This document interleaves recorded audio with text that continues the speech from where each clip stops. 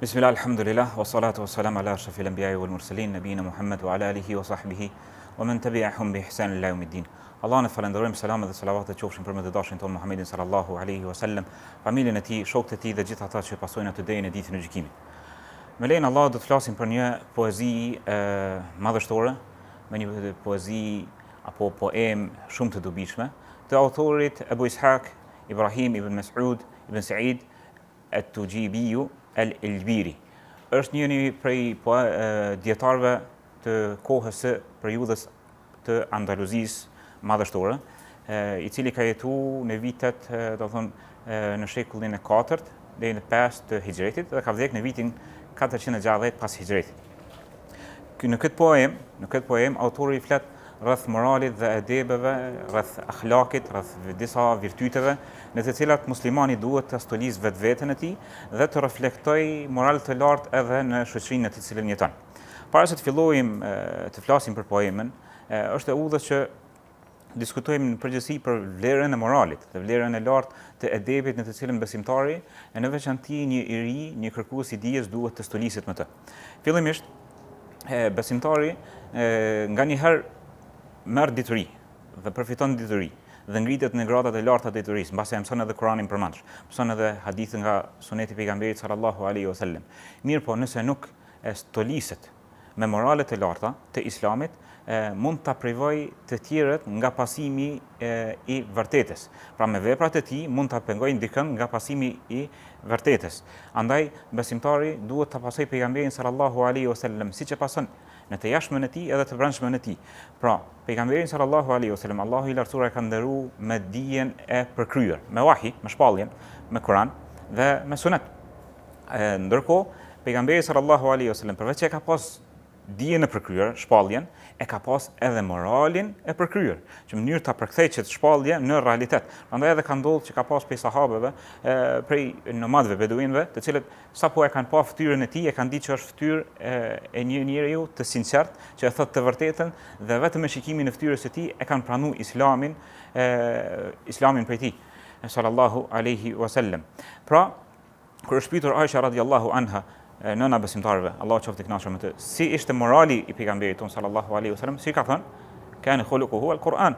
Morali i tij ishte Kurani. Pra, Kur'an që ecën mbi tokë, Kur'an me morale të zbatuara, Kur'an me jetësim të mësimeve dhe porosive të tij.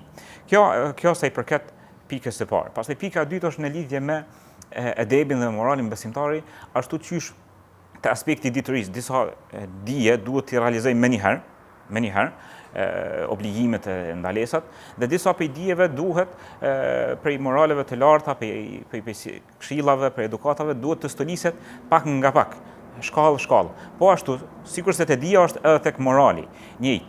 Dhe ka ardhur kjo poem në 112 vargje, në të cilat autori e këshillon një personazh fiktiv. Disa prej dietarëve thonë që është djali i tij, disa të tjerë thonë është një personazh imagjinar i cili autori i drejtohet me këshilla.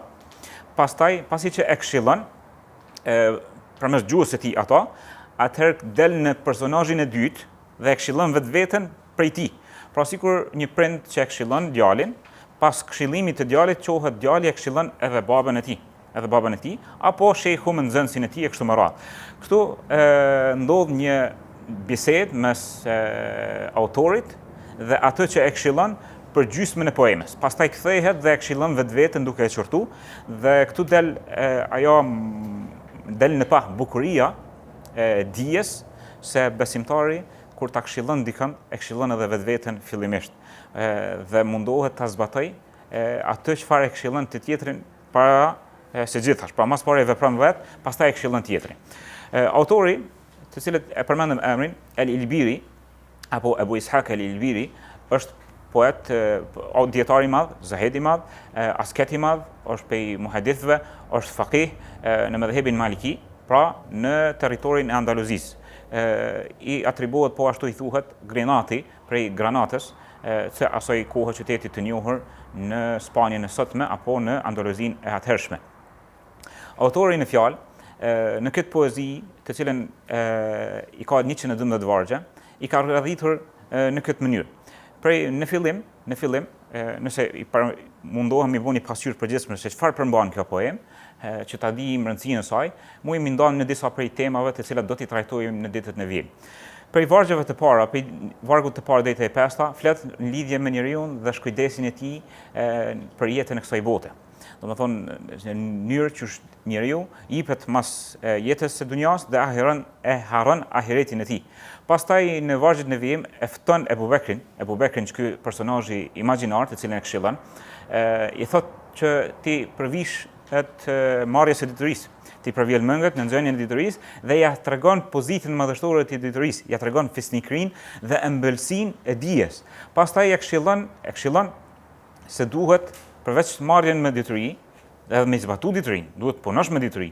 Pastaj ja tërheq vërejtjen nga ignoranca dhe mosdia, pastaj në vijim e tregon mendjelecinë atyre të cilët e parapelqejnë pasunin, krahas diturisë. Pra japin përparësi mbledhjes të mirave të kësaj bote, pasunisë, çfarë do lloji qoftë ajo, në krahas marrjes së diturisë. Pastaj për më tregu ty që ti duhesh më jap përparësi vlerës së diturisë dhe më u shmang pasunisë së jetës së kësaj bote, mos më hutu me mbledhjen e pasunisë, tregon për vlerën e dunjas. Se çfarë vlerë ka dunjaja. Pastaj thirr për seriozitet. Kjo çështje lyp seriozitet, nuk është me bëu hajgare dhe mutall. Nga se çështja është serioze. Çështja është xhenet në përjetësi apo xhehenem në përjetësi, Allahu na ruaj. Pastaj tregon se duhesh me nxitu, me shpejtu mu pendu vazhdimisht tek Allahu i lartësuar. Me marr veten në llogari. Pastaj tregon për pasojat e mos kujdesjes së dikujt në jetën e kësaj bote, pasojat në ahiret. Se çfarë pasoja ka dikush që e harron ahiretin e tij dhe mirret vetëm me çështjen e kësaj bote. Pastaj thirr që mi kujtu ditën e llogarisë, pastaj i shfaq disa tmeta të natyrës së njerëzore dhe mangësitë të tij, pastaj ta tërheq vërejtjen nga shoqëria e keqe, nga rrethi i keq, dhe qysh nuk duhesh me ra prej e tyre, dhe po ashtu thirr për vlerat e larta sikur asketizmi, zuhdi, përmbajtja nga dunjaja e kështu me radhë.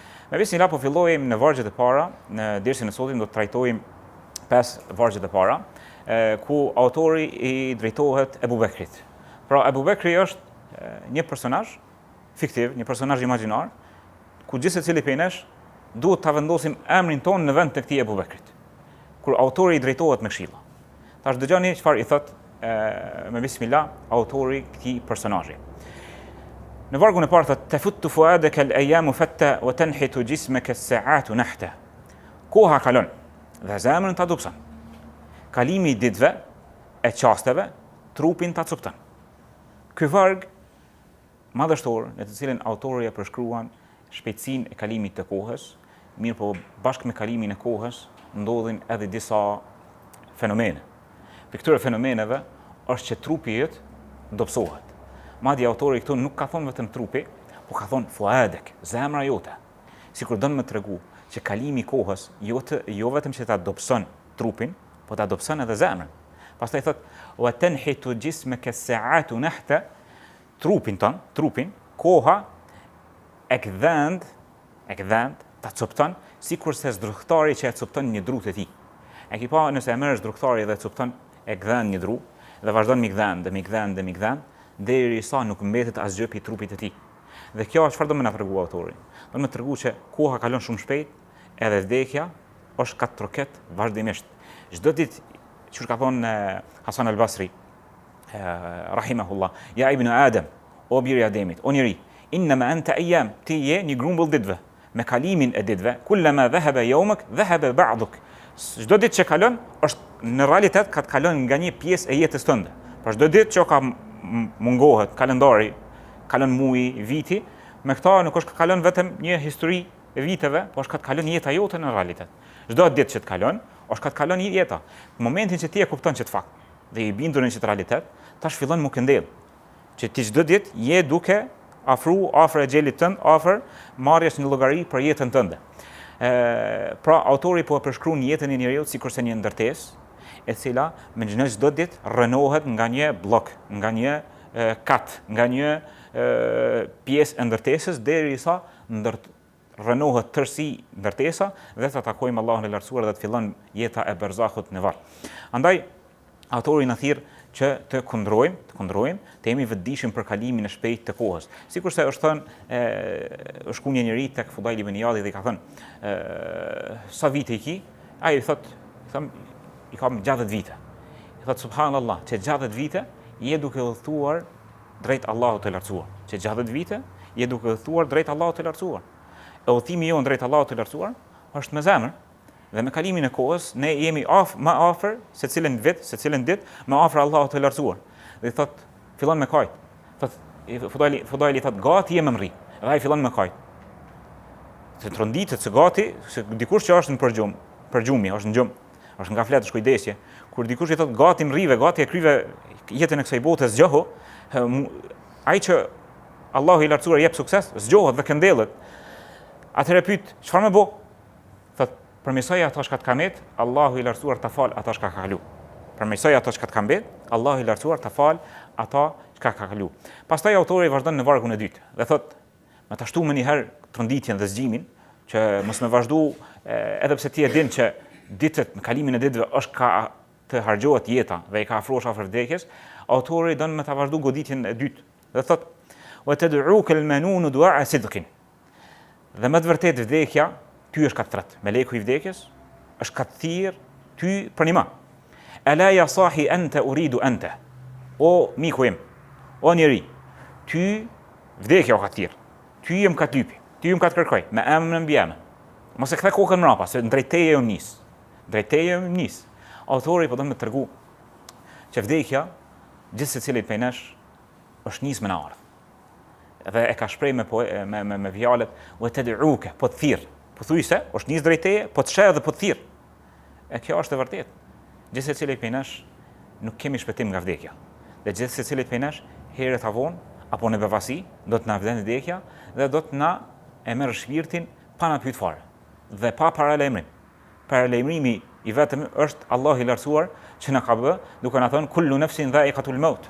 Çdo shpirt do ta shijojë vdekjen. Wa innama tuwaffuna ujurakum yawm al-qiyamah. Dhe do t'i merrni llogaritë dhe shpërblimet për veprat e juaja në ditën e gjykimit. Faman zuhziha 'anil nari wa udkhila al-jannata faqad faz. Ai që shpëton nga zjarri i xhenemit dhe hyn në xhenet, faqad faz. Ky ka fitu. Ky është triumfuesi me vërtet. Wa mal hayatud dunya illa mata' al-ghurur. Dhe jeta kësaj bote nuk është tjetër përveç se pritim mashtrues i përkohshëm. Pra, besimtari ka nevojë vazhdimisht që ta përkujtoj këtë fakt. Kalimi i ditëve tona është kalim i jetës sonë, është harxhim i jetës sonë. Le që është ka në hargjohet jeta, po thirrja e vdekjes është ka troket në dyert tona. Dhe vetëm se shpejt do të hapet ajo derë dhe do të takojmë Allahun e lartësuar, prandaj t'i shfrytëzojmë çastet e jetës së kësaj bote me vepra të mira dhe afrim tek Allahu i lartësuar. Pastaj do të më tregu autori se si duhet të veprosh. Dhe ta bën një shembulltyr. Dhe një shembulltyr të mirë dhe një shembull të keq. Dhe thot, "Araka tuhibbu irsan dhata qadrin." Po të shoh sikur po të shoh që je dashuru në nusen e pabes. Po e përshkruan dunjajën sikur një nuse e pabes. Po ja jep disa veti të saj, nuse mashtruese që të deh, nuse tradhtare që të tradhton dhe të lidh për të. Ndërkohë që është e përkohshme, është kalimtare, jeta e vërtetë është jeta e ahiretit. Jeta e vërtetë, wa mal aishu illa aishu al-akhirah. Faslih al-ansara wal muhajira. Pejgamberi sallallahu alaihi wasallam duke hapur hendekun, atë kanalin në betejën e Ahzabit, ka thirrë dhe i ka recituar këto dy vargje. Thotë jeta e vërtetë nuk ka jetë tjetër të vërtetë përveç jetës së ahiretit, o Allah mëshiroj dhe përmirësoj muhaxhirët dhe ansarët. Dhe po thotë abatta talaqaha wal akyas batta. Je ka refuzon mi divorcu këtë grua. Kën? Kush është kjo grua? Dunjaja. Je ka refuzon mi divorcu, mi lëshu. Munda prej saj. Ndërkohë që al-akyasu batta, ndërkohë të mençrit, e zgjuar, besimtarët e mençëm, dietarët e kanë bërë talak, e kanë lëshu, e kanë divorcu, qysh prej kohësh dhe jo çfarë do talaki, po divorc të përjetshëm, divorc që nuk pranon kthim më në të. Këtu e shohim se Ali ibn Abi Talib e ka përshkruar dunjan në këtë formë. Dhe thotë, "Amoj dunja, të kam divorcu, divorc të trafisht." I thuhet talaq al-ba'in, kur ndahesh më dhe më nuk ki mundësi mi kthy atë grua. Kur dikush është i martuar dhe lëshon gruan për 3 herë, nuk ka më mundësi mi kthy atë grua në jetën e tij.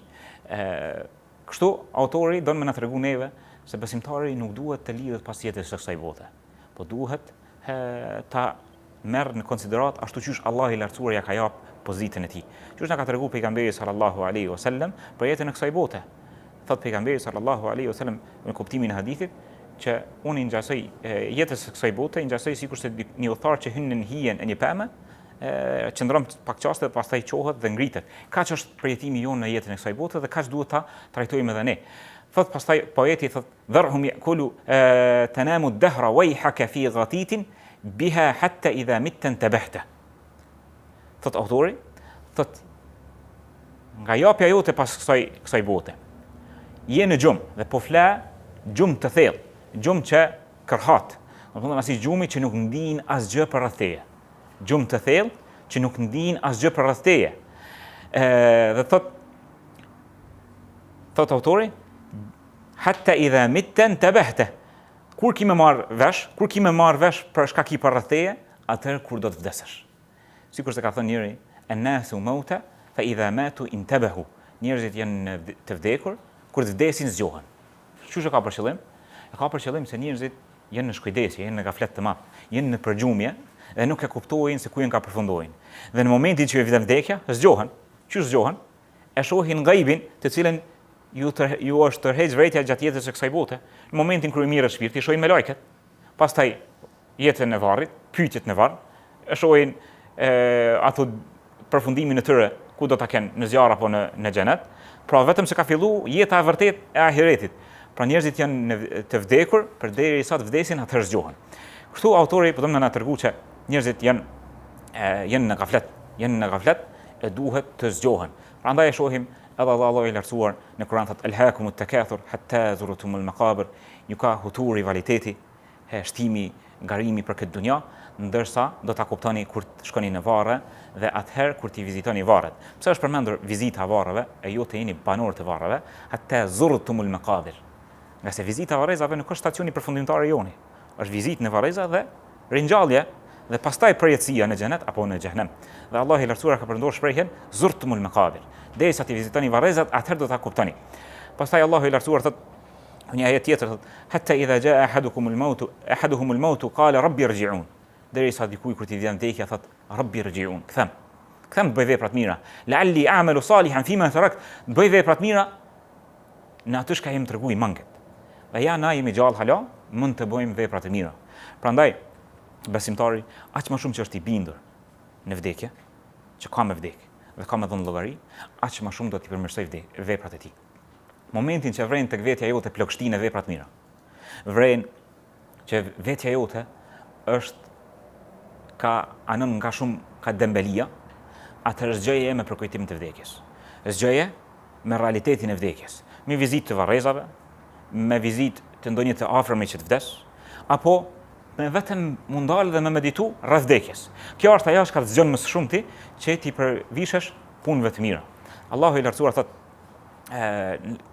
në këtë ajet kur thot rabbi irji'un, kthem. Me një ajet tjetër thot innaha kalimatun huwa qailuha. Kjo është vetëm një fjalë që dikush e thot, se s'ka më kthim mbrapa. Marrën çështja, nuk ka shans dytë. Kjo jetë është vetëm një herë. E ke një shans. Dhe çfarë shanse? Është sikurse një re që kalon. E shfrytëzon hijen e asaj reje për disa momente. Dhe kalon ajo re, kalon bashkë me hijen e saj. Edhe jeta jon është sikurse një re, sapo të kalon, mo nuk ka kthim mbrapa. A mundesh mi thonë res, hajde ktheu? S'ka. Ti thu sa dush, po s'kthehet. Sikurse edhe ne kur të vdesim, mo nuk ka kthim mbrapa. Pastaj autori në fund e përmend edhe një varg tjetër thotë fakam dha anta makhdu'un wa hatta mata la tar'awi anha wa hatta. Thotë asaj mashtruar që je me këtë dunja. Në dhënien tënde pas kësaj jetës së kësaj bote, thotë më thuaj kur do të zgjohesh nga dehja dhe pasimi i knacive dhe epshave të saj dhe deri kur do të ndalesh pas pasimit të tyre. Tregon pra kur. Thotë Ibn Jauzi, thotë çastet më të dhimbshme. Çastet më të dhimbshme që kalon njeriu, ku pikëllohet dhe mbërzitet më së shumti dhe i bën pishmon dhe pendohet më së shumti, është çastet kur vdes. Pse? Sa atëherë sheh dhe bindet moku nuk ka pikë dyshimi në të, që ato ajete dhe ato thirrje të dietarëve dhe ato hadithe kanë qenë të gjitha të vërteta dhe nuk i ka marrë me seriozitetin që është dashur dhe vetëm atëherë kupton se sa është mashtruar me dhënien e tij pas jetës së kësaj bote.